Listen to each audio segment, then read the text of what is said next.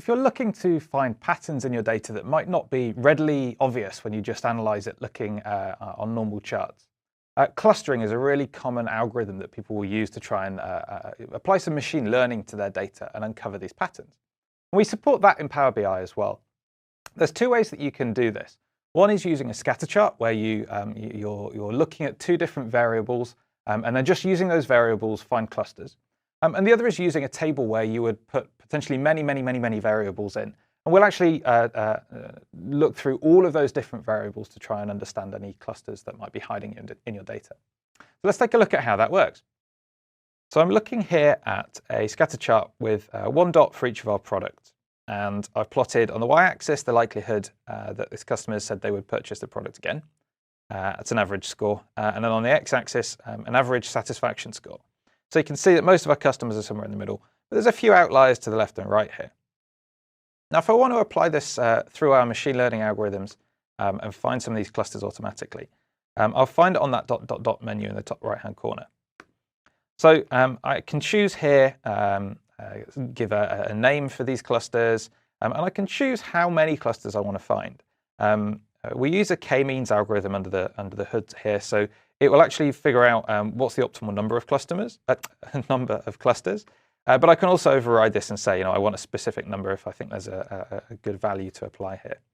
So when I hit OK, this will now send it through that algorithm, and you can see it's identified that hey, there's a set of points here who have got certain values.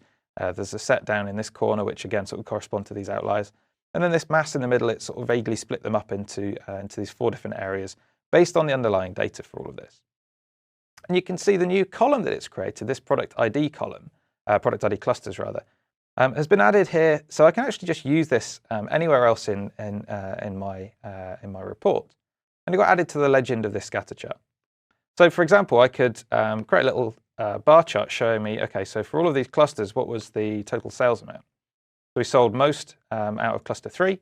And again, all the same sort of cross-highlighting and filtering would apply that you'd get from any other charts here. So that's using a scatter chart, but I can also do this on a table. Let's just make that one a little bit smaller. Scatter chart would limit us to just using those 2 variables on my x and my y axis. But if I wanted to look at our products and let's compare a few different attributes here. So let's take our satisfaction again.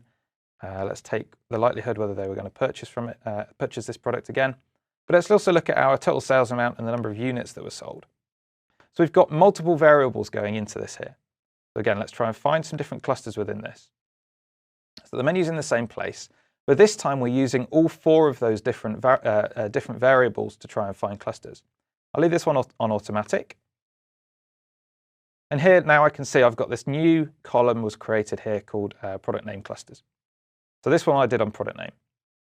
And again, I can make changes here. So I can choose to edit this cluster as well. And I can see now here the 3 clusters that were created. First one's got about 900 items in it, 1,500 and then 27 in the last one. And again, I can give this a new name as well. So clusters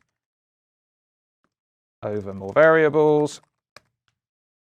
And I can choose, again, the number of clusters that it found. And I can set that back to automatic or specify something as well if I want.